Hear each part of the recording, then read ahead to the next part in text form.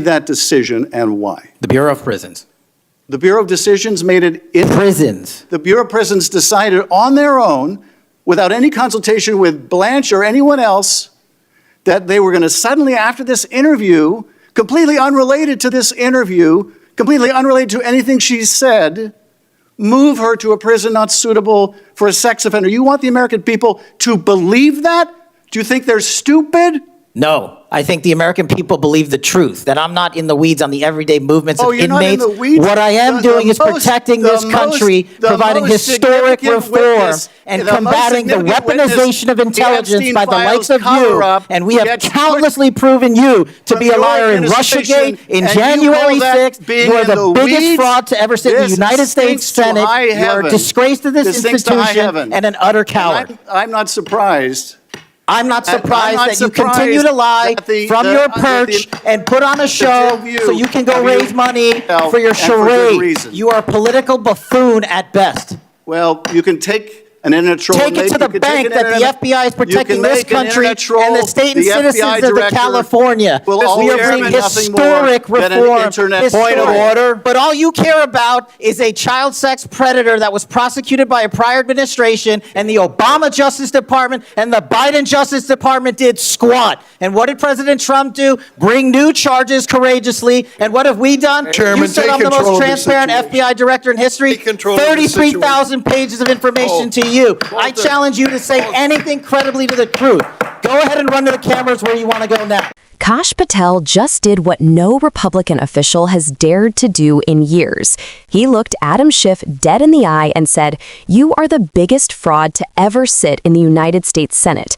The room went silent, but Patel didn't stop there. He called out the hypocrisy, the political witch hunts, and the double standards that have infected Washington for far too long. This wasn't just another hearing. This was a reckoning. And tonight on Right Side Report, we're breaking down how Patel turned the tables on Schiff, Booker, and every Democrat who's been hiding behind fake investigations and media spin. Patel, let's get into it. During the confirmation hearing, you made several important commitments. For instance, you told Senator Coons there will be no politicization at the FBI. There'll be no retributive actions taken by any FBI should I be confirmed as FBI director.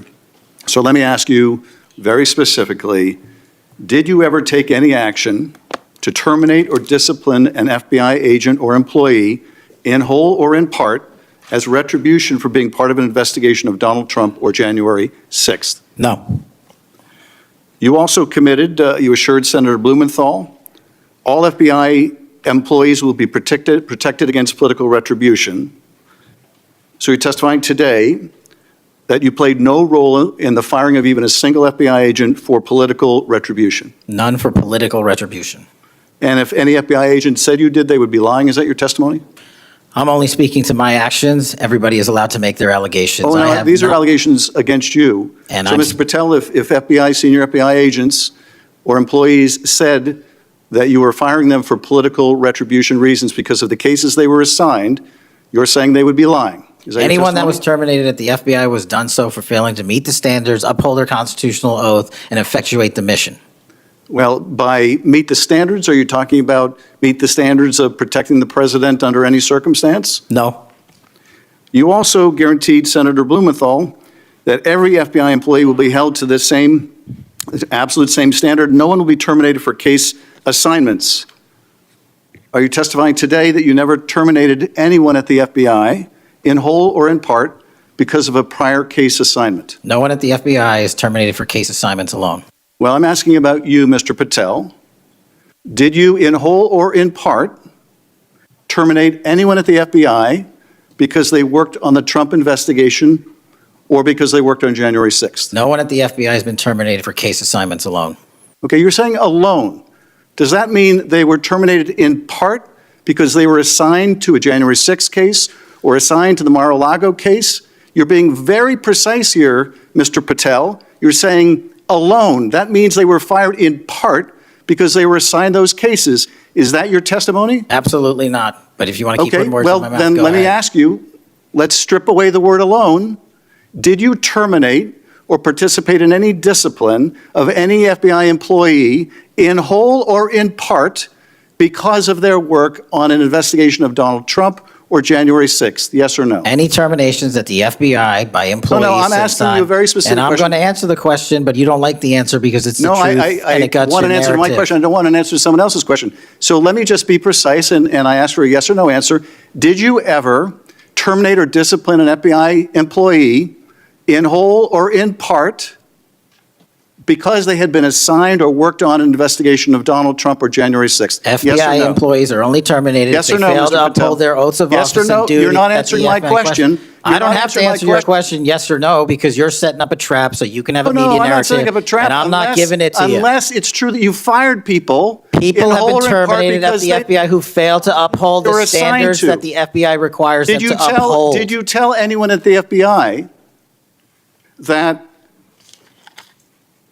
all FBI employees who they identified who had worked on cases against President Trump would be removed from their jobs? Did you tell that to someone at the FBI? Say that I would remove people for case assignments? That people that were identified as having worked on cases against President Trump would be removed from their jobs? Did you tell that to someone at the FBI? People are not removed But for case assignments. Just answer my question. Did you tell that to someone? People are not removed for case No, assignments. you're not answering my question. And I would never Mr. Patel, tell anyone. Did you tell someone at the FBI that FBI employees identified as having worked on cases against President Trump would be removed from their jobs? Yes or no? Did you tell someone that? I would never tell anyone at the FBI that they're being removed for basically their case assignments. Okay, so anyone who had said that would be lying. Is that your testimony? Anyone can say whatever they want. No, I know, but you're saying they were a liar. I'm telling you what I said. Because this is in the complaint against you, Mr. Patel. So you're saying Mr. Driscoll and others are liars? I'm not going to address the complaint in the ongoing Okay, well then let me ask you, have you ever told anyone at the FBI that the FBI tried to put the president in jail and he hasn't forgotten it, and that your job depended on the removal of agents who worked on cases against the president? No. Did you ever tell anyone that? No. Okay. Did you ever tell anyone that you knew these summary firings you were undertaking were illegal, likely illegal, and that you would be sued and later deposed? Did you ever tell anyone that? No firings at the FBI or terminations were done for anything other than justified Did you ever cause. tell anyone that, Mr. Patel? Why don't you No answer my question? terminations at the FBI were ever done in my tenure for anything other than failing Did you to ever tell uphold anyone their that, oath Mr. of Patel? You willing to office answer or the their- question? The FBI. I guess you're have not willing to answered answer the it. question. So let me move on. Let me move on to the Epstein files. You said you're the most transparent FBI director in history, so I'm going to put you to the test. In 2024, you were asked by Glenn Beck about Epstein's black book. And you said, he asked, who has Jeffrey Epstein's black book? And you said, black book, FBI. And he said, but who? That is, I mean, there's, and you said, oh, that's under the direct control of the director of the FBI. That's what you said. Was that true, Mr. Patel? I'll rely on you quoting it accurately. I did that a couple Was it years true ago. what you represented to Mr. Beck and the president's supporters out there, or were you lying? No. Was it true that the black book, Epstein's black book, was in the possession of the FBI director? The black book was in the possession of the FBI. Okay, so now that you're the FBI director, you have possession of the black book, right? That index has been released. So you have Jeffrey Epstein's black book? What is known as Jeffrey Epstein's black book has been released by us. And you released it. And let me follow up on Senator Kennedy's question, because he asked you, and I'll be very precise here. You've seen most of the files. Who, if anyone, did Epstein traffic these young women to besides himself? And you said, himself, there's no credible information, none. If there were, I would bring the case yesterday that he trafficked to other individuals. And Kennedy, the information we have, again, is limited. And Senator Kennedy said, the answer is no one. And you said, for the information we have. So is it your testimony today that in all the Epstein files, that Jeffrey Epstein trafficked no one to anyone but himself? Is that your testimony, Mr. I never Patel? said Jeffrey Epstein didn't traffic anyone else.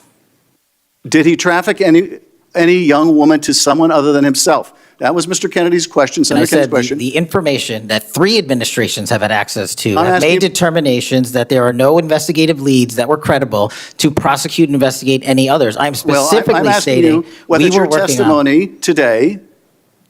Well, you just read that it, and I said it 10 minutes ago, so let the record reflect my I testimony. just want to make sure there's no misunderstanding, because there are victims like Virginia Guifer who have testified otherwise, who have said otherwise, and you're telling the American people today that the Epstein list is a single name and it's Jeffrey Epstein. That's what we're to believe? That's not what I'm saying. That's what you're saying. And Well, you can say whatever you want. Let me ask you this. When Todd Blanche went to interview Ghislaine Maxwell, she said, but did I think these guys were coming for that? I really don't. If you met Epstein, there's no way that this cast of characters, of which it's extraordinary, and some are in your cabinet, who you value as your co-workers, and you know would be with him if he was a creep or because they wanted sexual favors.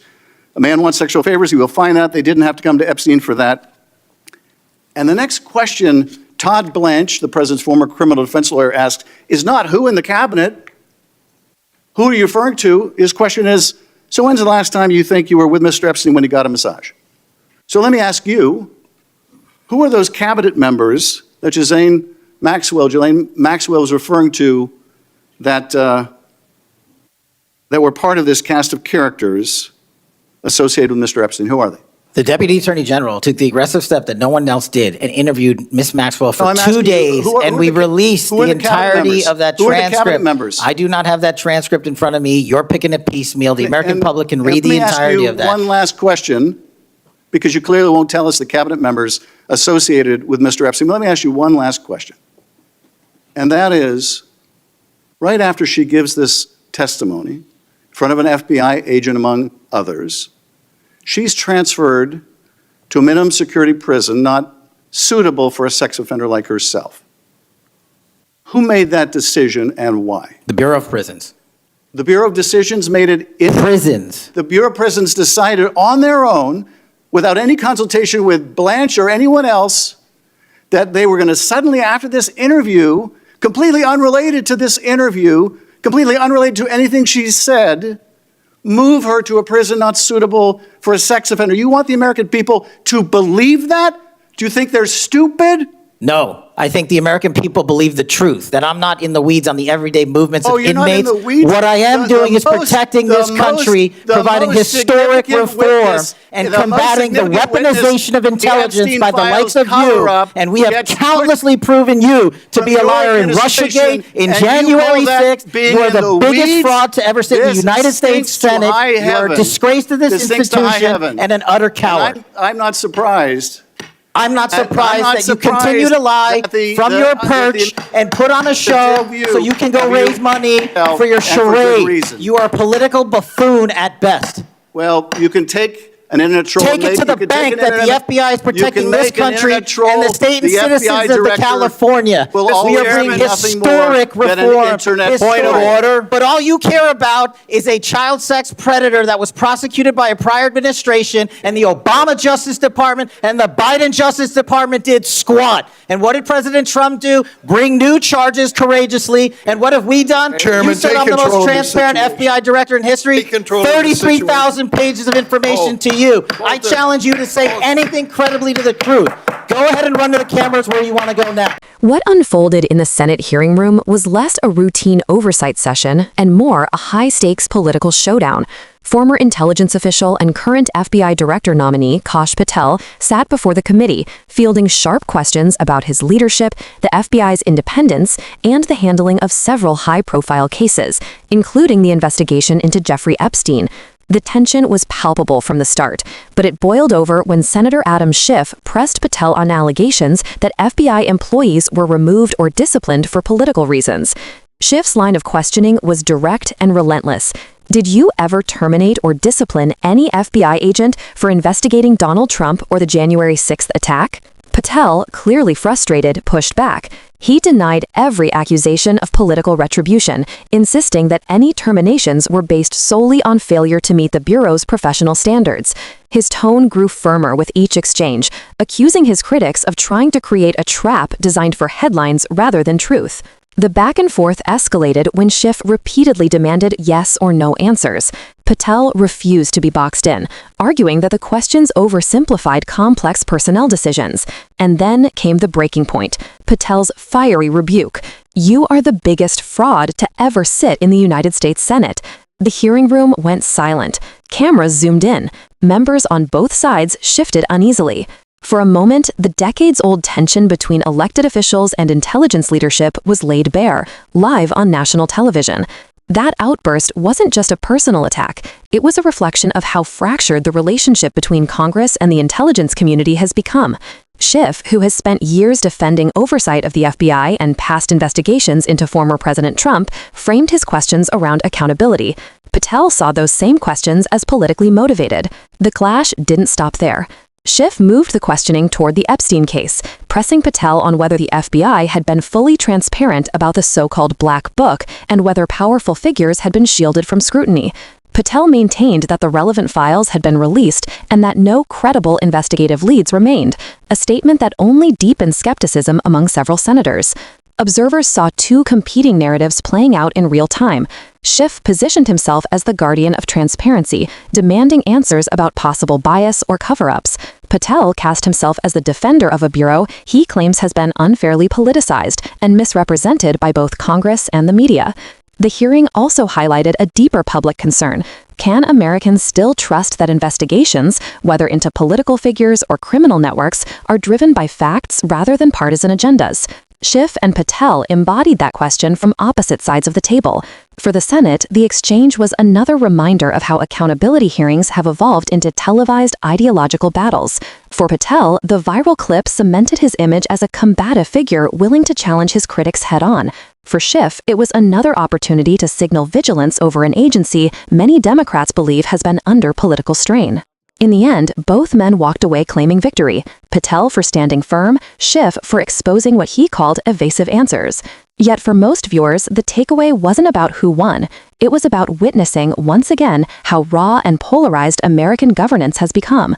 Moments like this are more than political theater. They reveal the fault lines shaping national debates over law enforcement, transparency, and truth itself. The question now isn't whether either man scored points, it's whether Washington can ever have these conversations without turning them into battlegrounds.